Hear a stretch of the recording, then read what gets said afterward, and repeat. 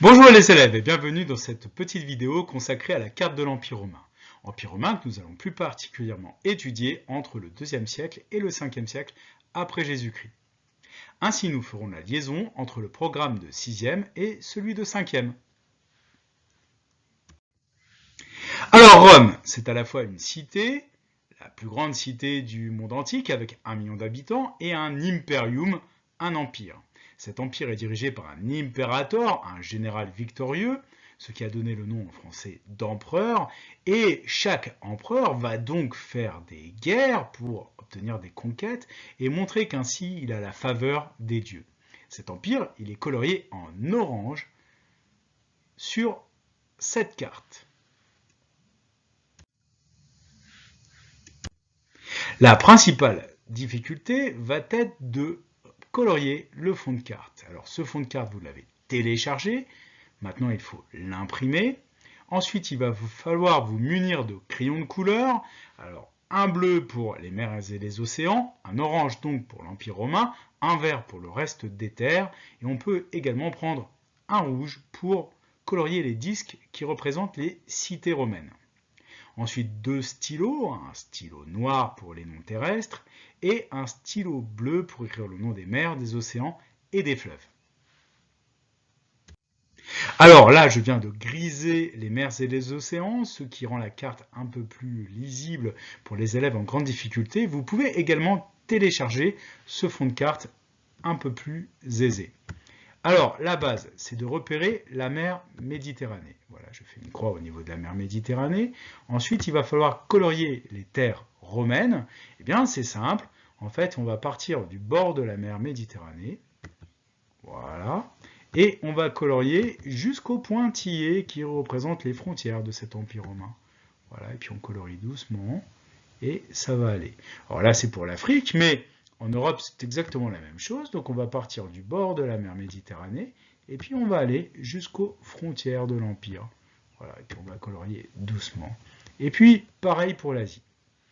Alors, il existe tout de même encore une autre difficulté, ce sont les fleuves. Alors, les fleuves, il faut bien les repérer. Alors, nous avons tout d'abord notre Rhin, qui se jette dans la mer du Nord. Nous avons le Danube, le plus long fleuve d'Europe, qui se jette dans la mer Noire. Voilà. Ensuite, nous avons à repérer notre Tigre, notre Euphrate, et puis notre Nil. Il faudra également les colorier. Alors, voici la carte terminée. Donc, il faut bien évidemment également inscrire les noms. Alors, en bleu, les noms des mers et des océans et des fleuves, Atlantique, attention en majuscule, le Rhin, le Danube, le Nil, le Tigre, l'Euphrate. Vous savez que vous pouvez les écrire le long des fleuves, c'est un peu la particularité. Par contre, bien écrire droit, mer Méditerranée et mer Noire. Et puis nous avons nos villes en noir, Lyon, Carthage, Alexandrie, Jérusalem, n'oublions pas la capitale, Rome, et puis cette ville d'Antioche qui est très importante puisque c'est le terminus de la route de la soie. Voilà, c'était donc la carte de l'Empire au IIe siècle après Jésus-Christ, c'est l'apogée de l'Empire sous les empereurs de la dynastie des Antonins.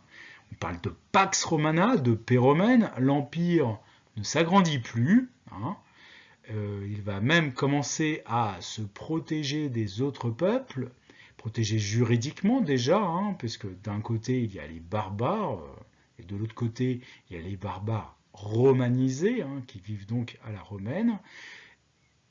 Se protéger aussi avec des palissades et puis parfois des murs, comme le célèbre mur d'Adrien, qui sépare donc les Pictes, les Scots, des Romains sur l'île de Bretagne, ce qu'on appelle aujourd'hui donc la Grande-Bretagne.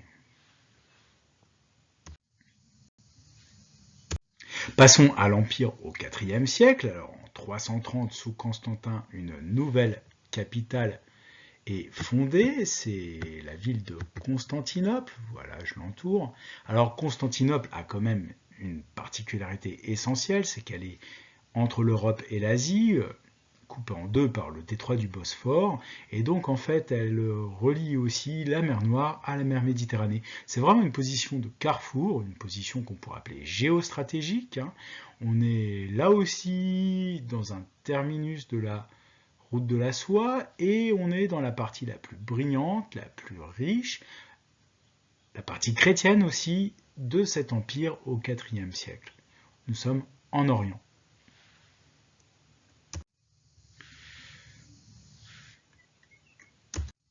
Alors, en 395, sous Théodose, l'empire est donc divisé en deux. Alors, 395, c'est la mort de cet empereur. Vous savez, cet empereur très important puisqu'il va rendre le christianisme religion officielle de l'empire et les polythéistes vont commencer à être persécutés.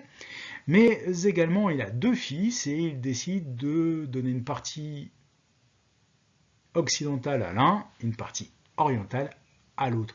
L'Occident, c'est l'Ouest, on y parle le latin, et l'Orient, c'est l'Est, on y parle majoritairement le grec, qui est un peu la langue internationale de l'Antiquité. C'est une division capitale, et on la retrouvera dans notre programme de 5e. L'Empire au 5e siècle. Alors, l'Empire au 5e siècle. On voit les Angles, les Saxons, les Francs, les Alamans, les Goths, ce sont des Germains. Alors ces Germains, ils s'installent dans l'Empire romain, dans sa partie occidentale. Ces Germains, ils sont très connus. Les Romains les ont combattus plusieurs fois. Et puis, à partir du IIIe siècle, ils envahissent souvent cet empire romain pour faire des raids, hein, pour attaquer des cités romaines, des villas isolées et récupérer un butin. Pas tout à fait des invasions, c'est plutôt une installation depuis 212 après Jésus-Christ. On sait très bien que tout homme libre qui s'installe sur le territoire de l'Empire romain devient citoyen romain. Et puis ils veulent aussi se mettre au service de cette armée romaine. Les Francs, ce sont des auxiliaires de l'armée romaine. Ils apportent leur technique de combat pour lutter notamment contre les autres barbares. Bon, 476, chute de Rome, date que tout élève doit apprendre par cœur. Qu'est-ce qu'il se passe? Eh bien, tout simplement, un barbare, Odoacre, qui est d'ailleurs un général romain, chasse Romulus Augustulus, un gamin de 12 ans qui était sur le trône à Rome. Et plus d'empereurs en Occident, mais par contre des royaumes barbares, comme par exemple au nord de la Gaule, le royaume des Francs, ou au sud de la Gaule, le royaume des Visigoths. Voilà, c'est à peu près terminé pour cette vidéo. N'oubliez pas qu'en Orient, l'Empire romain continue tout de même, et qu'au siècle suivant, au VIe siècle, il connaît même une réussite brillante sous l'empereur Justinien, mais ça, vous l'étudierez l'année prochaine en classe de 5e. Alors, merci d'avoir regardé cette vidéo, et à bientôt.